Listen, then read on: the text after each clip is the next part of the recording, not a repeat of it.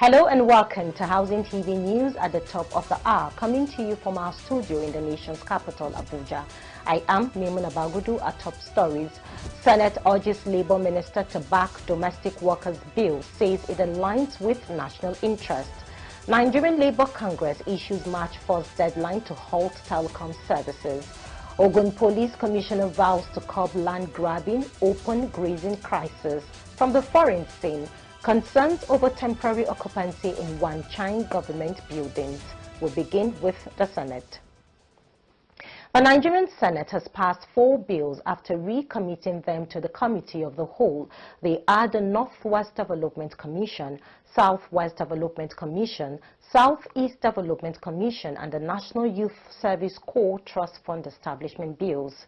Leader of the Senate, Opeyemi Bamidele, moved the motion from the recommittal, recalling that the bills passed and forwarded to the Clerk of Transmission to President Bola Tinubu.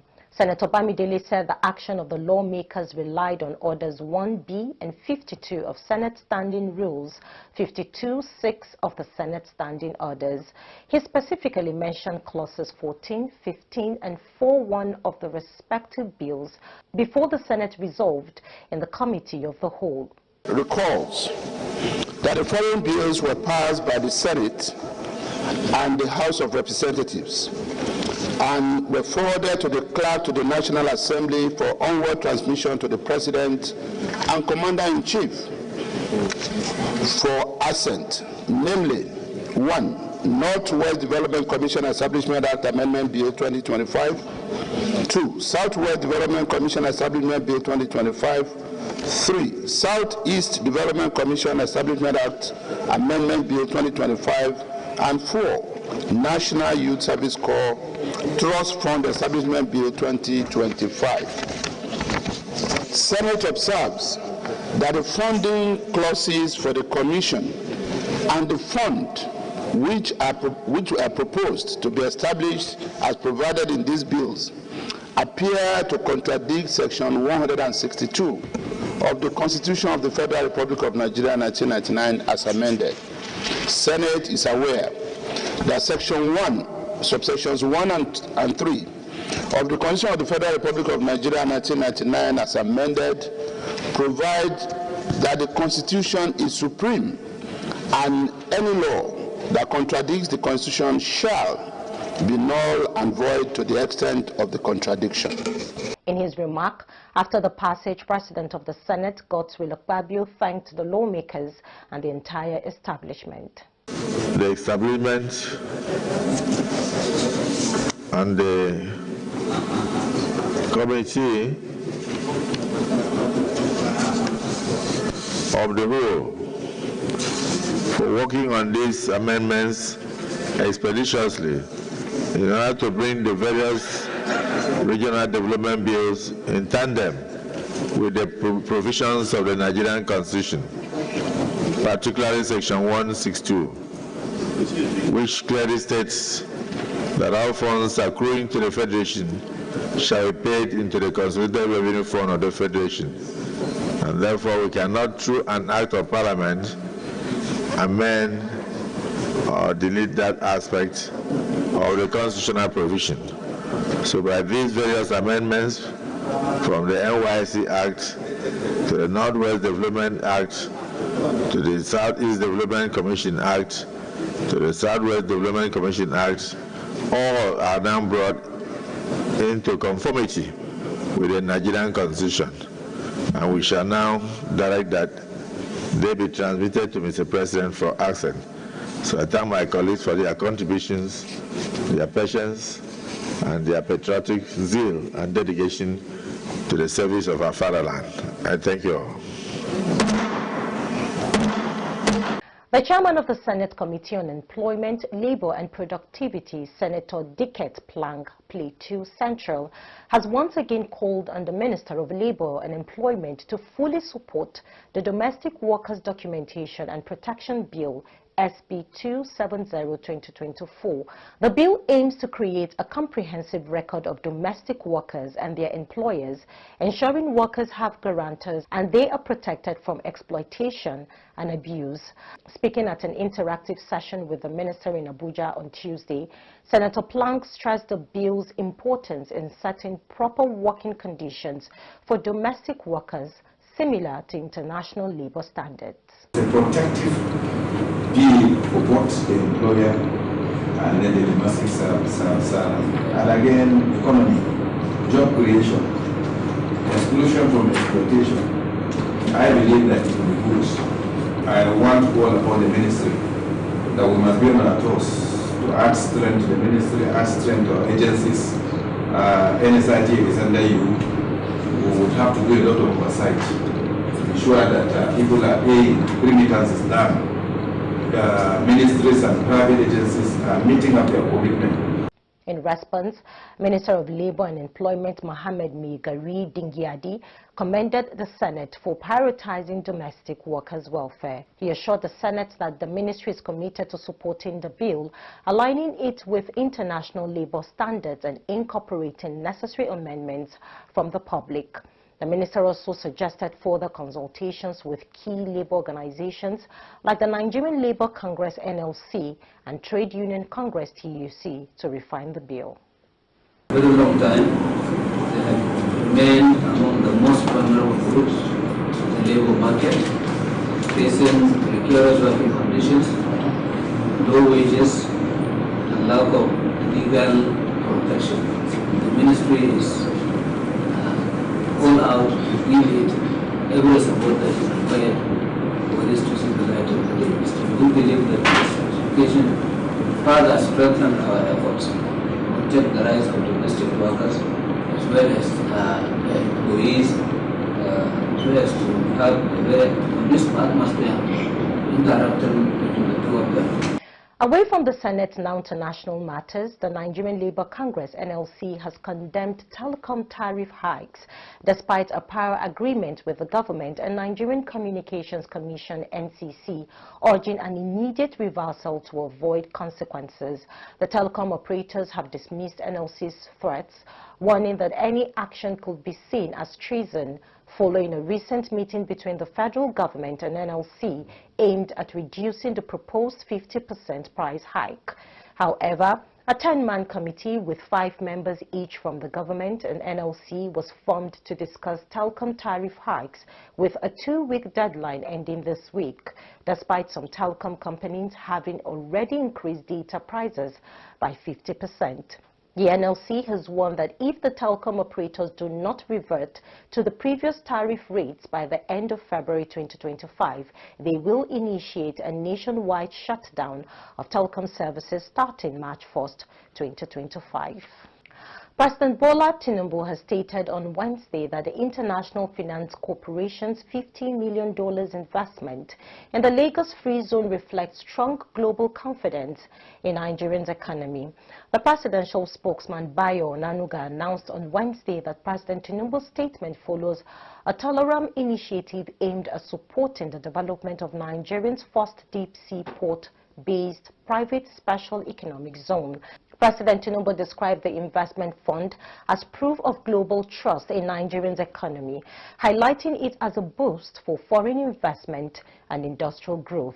He also acknowledged Tolaram's long-standing commitment to Nigeria's economic development and efforts to drive industrialization, create jobs and foster economic growth. While appreciating the IFC's investment, President Tinubu reaffirmed his administration's commitment to fostering a business-friendly environment that attracts even larger transformative investment across key sectors. The country director, Action Aid Nigeria, Andrew Mamedu, has called on rich and industrialized countries like the United States and other developed countries in the global north to pay compensation for global emissions to poor countries in the global south like Nigeria for the many years of global emissions, which has adversely affected the health and economy of these countries.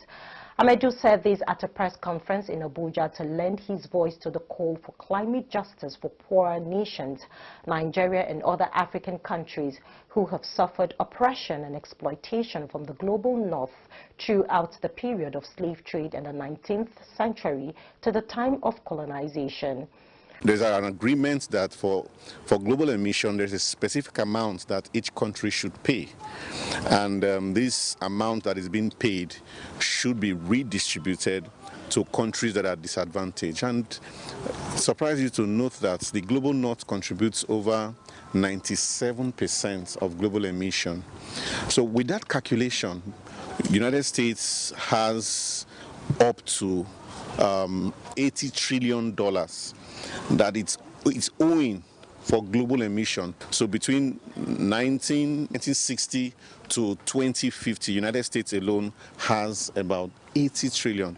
And with that projection, countries like Nigeria, if Nigeria is projected to what Nigeria would get $9.9 trillion as payback. He says these wealthy nations owe Nigeria $9.9 trillion as of today from global emissions, which can take Nigeria and other African nations out of debt and poverty. Who is owing who? I think we need to sit down on the round table and renegotiate this. It is unacceptable that particularly the global north, the high-income countries, they also are indebted because of the level of risk. This loan that Nigeria and African countries, not just Nigeria, how do we come to a point where those loans are cancelled? The issue of the rates that is paid in servicing those loans, they are at fair terms to the countries. We are not the ones in debt. Actually, it's those countries that are indebted to us, and we are happy to sit on the table to start discussing this. Let's take a look at politics. Groups within the People's Democratic Party, PDP, have rallied behind Senator Samuel Anyanwu, reaffirming their support for him as the National Secretary of the party. This move comes amidst the ongoing leadership crisis within the PDP. The National Coordinator, Honorable Henry Owolabi, PDP Youth Frontiers Network, representing progressive-minded youth groups within the party, made these known at a press briefing in Abuja to address the crisis, emphasized that Senator Anyanwu remains the legitimate National Secretary, and any attempt to remove him and replace him with Sunday Ude Okoye, Deputy National Secretary, is unacceptable. Owolabi said PDP Governors Forum and the Board of Trustees have overstepped their bounds by advising the National Working Committee to swear in Ude Okoye as the National Secretary. Senator Anyanwu remains the National Secretary, and the attempts to remove him and replace him with a judiciary-imposed secretary without any Congress or legitimate procedural ratification of any organ of the party is hereby totally rejected. We warn all detractors and perpetrators, and indeed the judiciary, to stay clear of the internal workings of our great party and henceforth refrain from issuing illegal, baseless, porous judgments that lack legal foundation and are immoral. We take a pause here. News stories from the build sector are up next. Stay with us.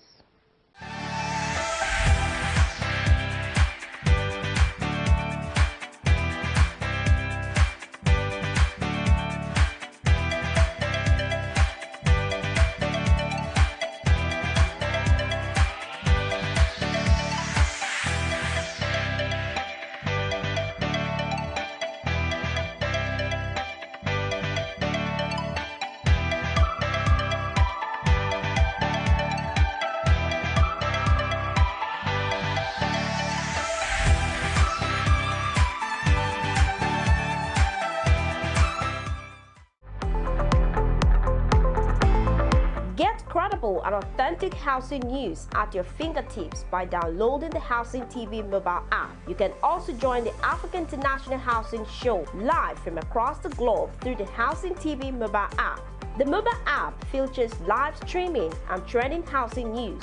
You can locate the AIHS venue via the app, network with AIHS seasoned speakers, and live chat with exhibitors. You can also order house or building materials at AIHS via this app. Download the Housing TV mobile app now from the App Store and Google Play Store. And don't forget to click on the notification button. Available for both iOS and Android users. Housing TV is also on Star Times, channel 149 decoder. You're still watching Housing TV News at the top of the hour. Now to the built sector. To kickstart the 5th anniversary of the Prosperity Government, Bayelsa State Governor Senator Doyi Idiri has officially launched the Governor Doyi Idiri Medical Outreach at Cottage Hospital, Ikarama in Yenagoa Constituency 3, Yenagoa Local Government Area. The governor flagged off the outreach by administrating the polio vaccine to children. The initiative offers free medical consultations, surgical interventions, screenings, health education and preventive services with a focus on maternal and child health, non-communicable diseases, reproductive health and minor surgical procedures. Additionally, 1,000 treated mosquito nets and nutritional supplements were distributed. The Cottage Hospital, built by AGIP between 1995 and 1998, also hosted 2 surgical procedures as part of the outreach. The key focus of this initiative is to provide free medical interventions for the indigent patients, while minor surgeries will be conducted in this outreach. As we are here, 2 surgeries have been concluded inside the hospital.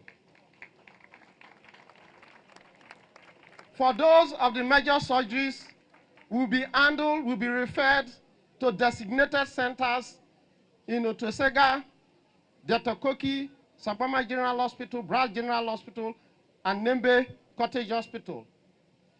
This ensures that no one is left behind due to financial constraints. We will also give, as part of this project, 1,000 mosquito-treated bed nets, food supplements, immunization, and other health commodities, including aqua taps. Your government has given all partners in Bayelsa State enabling environment to thrive, and we are proud of your government. I want to say here, in 2024, we had 5 different outbreaks, and we were able to level them to 0. Early this year, we have some issues of suspected cholera diseases, and swiftly, your government responded and gave us the enabling environment to react.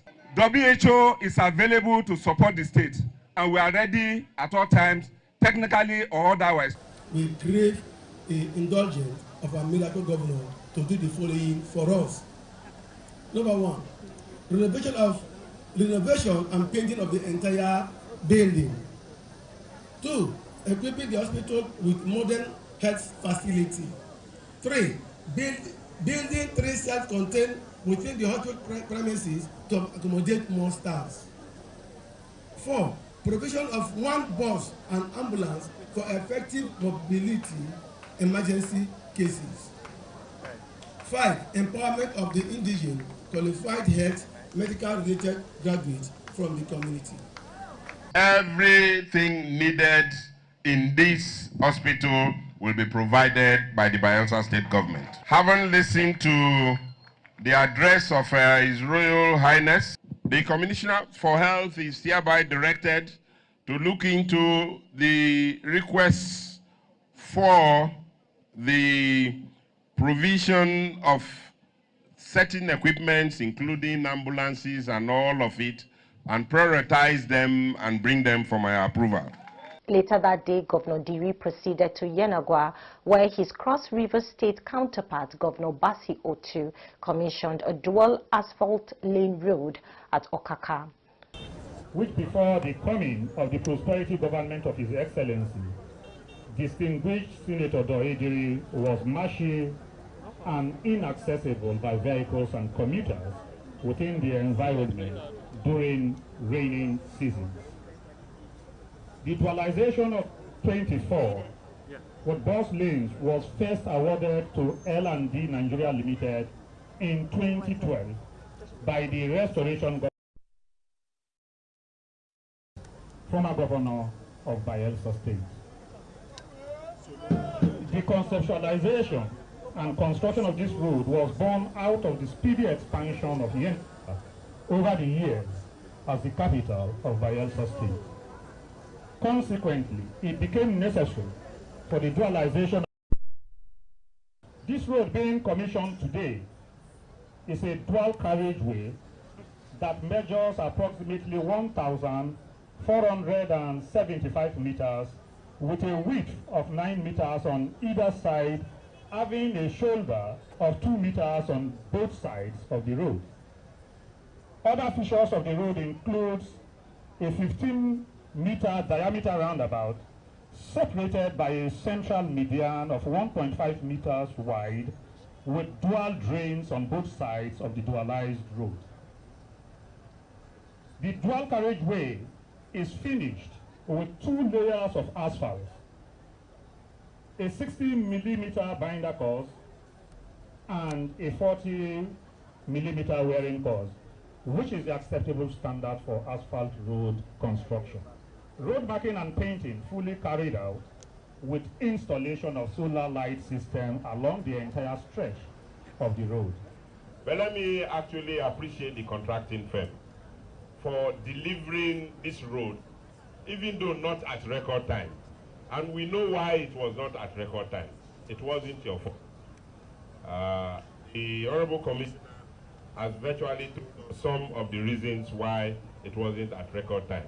It's a project that we came to meet, and we knew the importance of this project. And so we decided in our spirit in completing all government projects to the best of our ability and our resources.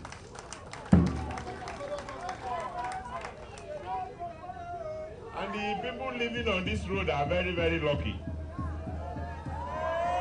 Oh, they are there already. The essence of governance is continuity. We do have projects littered all over everywhere, which another regime comes, they abandon the projects that were started by their predecessors and move to some other new projects. But here we are. What was started by his predecessor, taken to completion by himself. The Ogun State Commissioner of Police, Lanre Ogunlowo, has reiterated his commitment to upholding the rule of law and ensuring peace in the state, particularly in Yewa land. He made it clear that his administration will not collaborate with land grabbers and warned that anyone found engaging in such activities will face legal prosecution. Ogunlowo made this statement during a strategic meeting with the chairman of the Ogun State Oba's Council, Oba Dr. Kehinde Olugbinle, who is also the paramount ruler of Yewa land. Discussions focus on strengthening security in the region, with Oba Olugbinle stressing his dedication to maintaining peace. However, he expressed concerns over the destruction of farmland due to open grazing by herders, calling on the police to implement sustainable security measures to prevent rising tensions between herders and villagers. In response, the commissioner assured traditional rulers that the police command will take strict action against herders who deliberately destroy farmlands. He acknowledged that recent incidents had escalated conflicts between farmers and herders, leading to unrest in the region. He further stated that an immediate investigation will be launched to identify those responsible and ensure justice is served. We'll move to Lagos State, where the State Building Control Agency, LAPSCA, has marked makeshift structures, shanties, and illegally developed building in Otumara mainland local government area for removal. LAPSCA General Manager Gbolahan Oki stated that all due processes were followed before marking the structures, including issuing statutory notice such as quit notices to affected occupants. According to Oki, the removal of these illegal structures became necessary as they had become hideouts for miscreants engaging in illicit activities, posing a security threat to the community. He emphasized that the state government aims to restore order in the built environment by enforcing compliance which promotes safety, legality and sustainable urban development. From the foreign scene, the Hong Kong government plans to demolish several buildings in Wan Chai, including Immigration Tower and Renew Tower by 2027. In the meantime, these buildings are being filled with temporary tenants, mainly other government offices, to make use of the space before redevelopment begins. However, some critics argue that this decision reflects poor coordination and suggests a lack of foresight in addressing the city's office space needs. Despite ongoing renovation costs, the government continues to lease private office space at a significant cost, raising concerns about the inefficient use of resources. Critics such as Land Use Advocacy Group founder Chan Kim Shin questioned whether the government anticipates a long-term surplus of office space, pointing out the high vacancy rates in the private sector and the looming budget deficit. While some lawmakers argue that utilizing these premises temporarily makes sense, there are calls for more strategic long-term solutions. The government is pushing forward with the Wan Chai North redevelopment project, but doubts remain about whether the redevelopment will attract enough demand to justify its cost. That's the much we can take on Housing TV News at the top of the hour. Before we go, a quick recap of our top stories. Senate urges Labour Minister to back domestic workers' bill, says it aligns with national interest. Nigerian Labour Congress issues March 4th deadline to halt telecom services. Ogun Police Commissioner vows to curb land grabbing, open grazing crisis.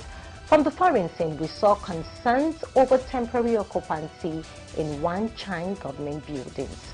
For more news in the housing sector, subscribe to Housing TV Africa on YouTube and follow Housing TV on all social media platforms. Download the Housing TV Africa mobile app on Google Play Store and Apple Store to stay connected. I am Maimuna Bagudu. Thanks for watching and bye for now.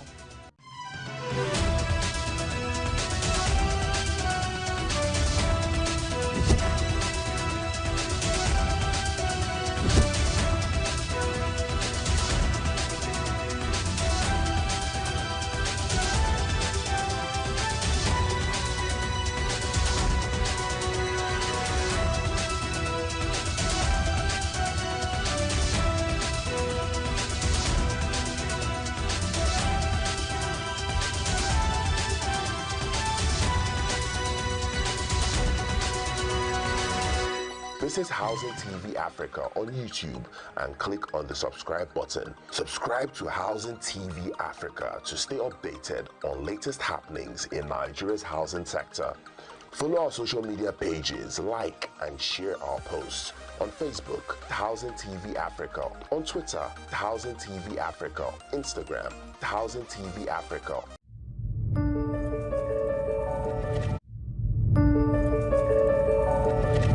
Housing TV Africa, your first in housing development broadcasting. If you want to get credible and authentic news on real estate and housing development in Africa, or you need that educative platform on how you can own a home through mortgage, look no further. We've got you covered.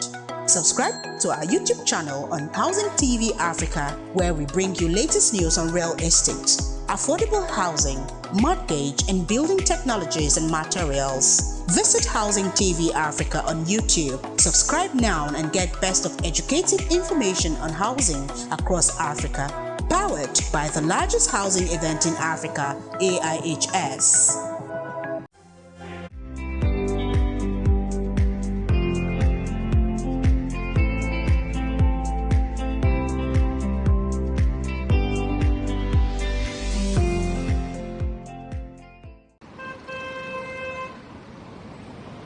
Well, for me, I feel that government should consider building and try to find a way to break down the rent into maybe every particular, maybe every 3 months, every 4 months, every 6 months, and then tell the occupants to pay a particular amount of money instead of having to have private companies building and then telling you to pay 9 million, 10 million, 15 million to buy the entire building.